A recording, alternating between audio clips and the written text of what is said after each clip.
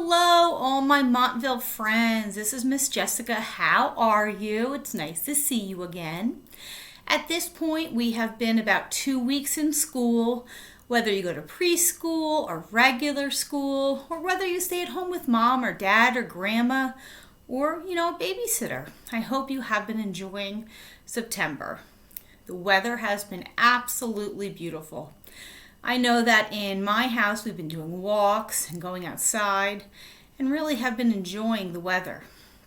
So today I am going to read 2 books to you. One is called Pete the Cat and the New Guy. I chose this book because you probably are meeting some new friends. I hope you're meeting some new friends, new teachers, new friends in your class, maybe if you're just doing a walk. Maybe new people on your walk. I don't know. I also chose a second book called Each Kindness. Now, I chose this book because one of the most important skills that I talk to my students about is about being kind to other people. So people look a little bit different than you, or they might say different things to you, but you still want to be kind. So I'm going to read these 2 stories to you. All right, let's begin with Pete the Cat and the New Guy. So here's a bus. I'm just going to turn this a little bit. The bus with Pete the Cat's friends. And it looks like somebody has a moving box. They're just coming into town.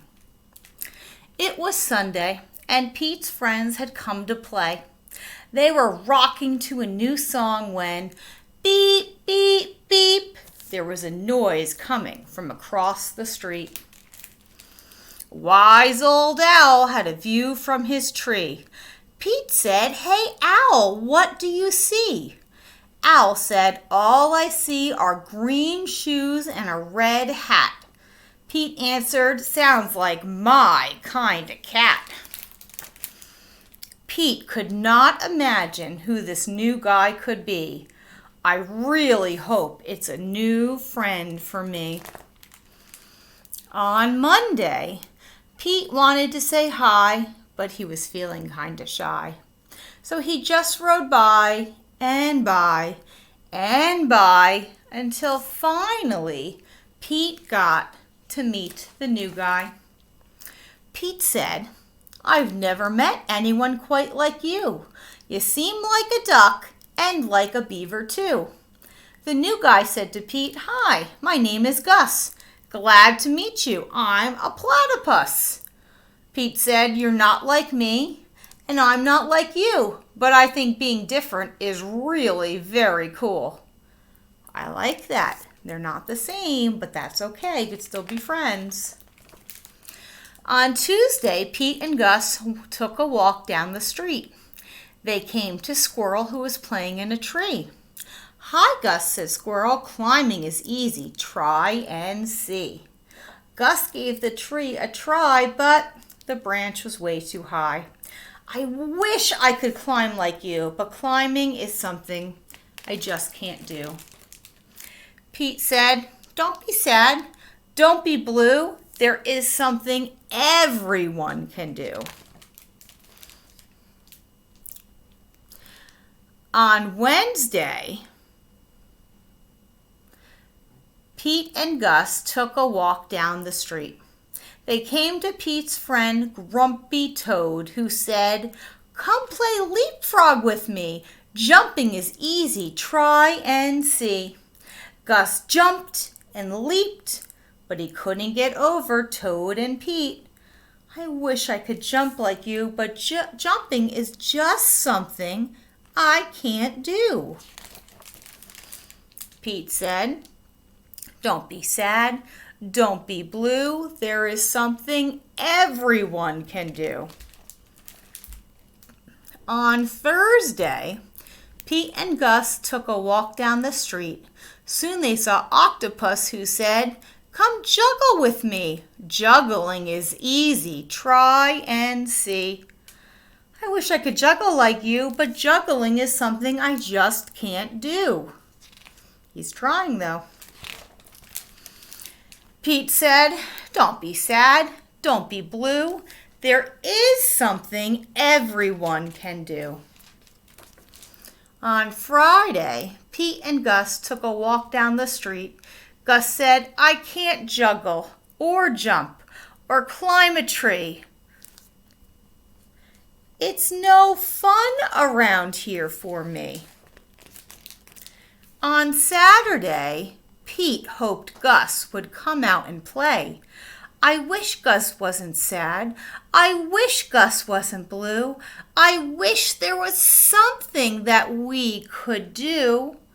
Just then, Pete heard a groovy sound, and it was coming from across the street. Gus was rocking to his own beat. Sweet! Pete said, check out Gus the platypus. He found something cool he can do with us. Tap, tap, thump, thump, thump. Oh, look, they all came to join him. Tap, thump, thump. He's not sad. He's not blue. Gus found something everyone can do. And you know what, boys and girls? That is the important thing. Everyone has different skill sets. Find something that everyone can play. Not everyone could jump as high or run as fast, but there's something that everybody can be included in. And these friends chose music to be that thing, to include everybody. Now for this story I'm going to read, this one makes me a little sad sometimes and also a little happy when she realizes, that she wasn't the nicest friend. In this story, Each Kindness, this little girl right here is the main character. And in this story, there is a new girl that comes to school. And the new girl looks a little bit different. She doesn't have the same clothes that everybody wears. She doesn't have the same shoes that everybody wears. But is that really that important? Probably not. But she and her friends decide not to let the new girl, Maya, be included in their fun and their games. And they kind of make her feel very sad. So let's see what happens. This is, I have to tell you, one of my favorite books. Okay, so here's the schoolyard. So this takes place in the beginning of the book in the winter. Okay, here we go. That winter, snow fell on everything, turning the world a brilliant white. One morning, as we settled into our seats, the classroom door opened and the principal came in. She had a girl with her and she said to us, "This is Maya." Maya looked down at the floor, and I think I heard her whisper, "Hello." We all stared at her. Her coat was open, and the clothes beneath it looked old and ragged. Her shoes were not spring shoes, not meant for the snow. And there was a strap on her shoes that was broken. Our teacher, Miss Albert, said, "Say good morning to our new student," but most of us were silent. The only empty seat was next to me, and that's where our teacher put Maya. And on that first day, Maya turned to me and smiled. I didn't smile back. I've moved my chair, myself, and my books a little farther away from her. And when she looked my way, I turned to the window and I stared out at the snow. And every day after that, when Maya came into the window, I looked away and I didn't smile back. Isn't that sad? My best friends, they're over here. That year were Kendra and Sophie. At lunchtime, we would walk around the schoolyard, our fingers laced together, whispering secrets into each other's ears. One day, while we were near the slide, Maya came over to us. She held open her hand to show us the shiny jacks and the tiny red ball she'd gotten for her birthday. "It's a high bouncer," she said, but none of us wanted to play. So Maya played a game against herself. That afternoon, when we got back into the classroom, Maya whispered to me, "I bet you can't guess who the new Jax champion of the world is." Behind me, Andrew whispered, "Chloe's got a new friend. Chloe's got a new friend." "She's not my friend," I whispered. How sad. She can make Maya so happy if she'd just be friends with her. The weeks passed. Every day we whispered about Maya, laughing at her clothes and her shoes and her strange food she brought for lunch. Some days Maya held out her hand to show us what she had brought to school. A deck of cards, pickup sticks, a small tattered doll, and whenever she asked us to play, we always said no. The days grew warmer and warmer. The pond thawed. Grass began growing where snow had once been. One day, Maya came to school wearing a pretty dress and fancy shoes. But the shoes and the dress looked like they had belonged to another girl before Maya. "I have a new name for her," Kendra whispered. "Never knew. Everything had come from a second-hand store." We all laughed. Maya stood by the fence. She was holding a jump rope, but did not come over to ask us if we wanted to play. After a while, she folded it double, rolled the ends around each hand, and started to jump. She jumped all around the whole schoolyard without stopping. She didn't look up once. She just jumped and jumped and jumped. The next day, Maya's seat was empty, and in that morning, we were going to talk about kindness. Miss Albert had brought a big bowl into my class and filled it with water. We all gathered around her desk and watched her drop a tiny stone in it. Tiny waves rippled away from the stone. See the little tiny waves? "That's what kindness does," Miss Albert said. "Every little thing we do goes out like a ripple into the world." So I want you to think about that. Think about the rock. If you do one thing, like let's say you hold the door open for somebody and smile at them. Maybe they were a little bit grumpy. So now that made them happy. So then they smile at somebody else. And then maybe that person sits next to somebody that doesn't have a friend to sit with at lunch. And each tiny ripple is another good thing that somebody does for somebody else. And it all started with you by holding the door and smiling at somebody. It creates these waves of kindness. Well, Miss Albert let us each drop the stone in as we told her what kind things we had done. Joseph had held the door for his grandmother. Kendra helped change her baby brother's diaper. Even mean old Andrew had done something. "I carried the teacher's books up the stairs," he said, and Miss Albert said it was true. I stood there holding Miss Albert's rock in my hand, silent. "Even small things count," Miss Albert said. But I couldn't think of anything, and I passed the stone on. Maya didn't come to school the next day, or the day after that, and every morning I walked to school slowly, hoping this would be the day that Maya came back. She would look at me and smile, and I promised myself that this would be the day that I smiled back. "Each kindness," Miss Albert said, "makes the whole world a little bit better." But Maya's seat remained empty. And one day Miss Albert announced to the class that Maya was not coming back. Her family had to move away, Miss Albert said. She told us to take out her notebooks. It was time for spelling. That afternoon, I walked home alone. And when I reached the pond, my throat filled with all the things that I wish I had said to Maya, all the kind things I could have done.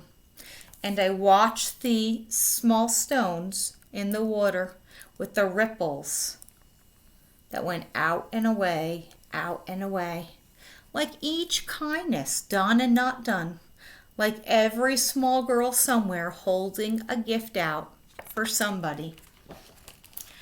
I watched the water ripple as the sun set through the maples, and a chance of kindness with Maya being forever gone.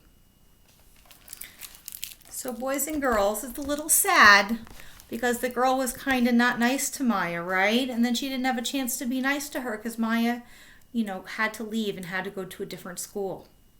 But I give you a kindness challenge. I would love it if you did it.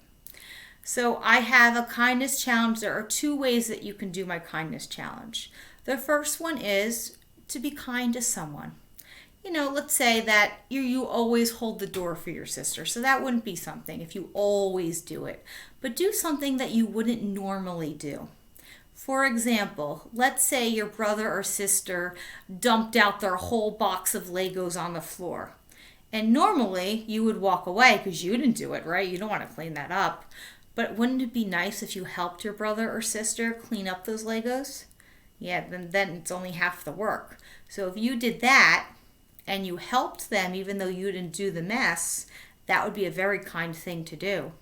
So you can either do a kind act for somebody in your family, your mom or dad or brother or sister or grandma or grandpa or whoever you think would be nice to do a kind act to, somebody in school or your teacher. Or another nice thing to do, and this is actually what I had the kids in my school do, is to make a kindness rock. What I challenged them to do was to go outside and find a good sized rock. Find like one that you can fit in your hand. Not a teeny tiny one, right? Like this size. Find like a good sized one. Go inside, put it in the water, wash it off, get the dirt off of it, and then dry it with a paper towel or a regular towel. Either way, let it dry. And then you can use either Sharpies or paint or just regular old markers, whatever works for you. And you can either make it special looking, like make it a rainbow rock, or draw or paint a pretty picture on it, or put a kind message on it, like be happy, or smile, or always friends, or I like you. Something that would make somebody smile. And you can color around it too if you really want to. And if you do make a kindness rock, I would say once you make it, you can either put it maybe in front of your house or put it by your school so maybe somebody could see it and smile. Or maybe you can give it to somebody that really needs a smile. Like let's say somebody had a bad day. Your brother had a bad day at school. Maybe he didn't do well at school, or he just, nobody sat with him at the lunch table and he was just feeling sad.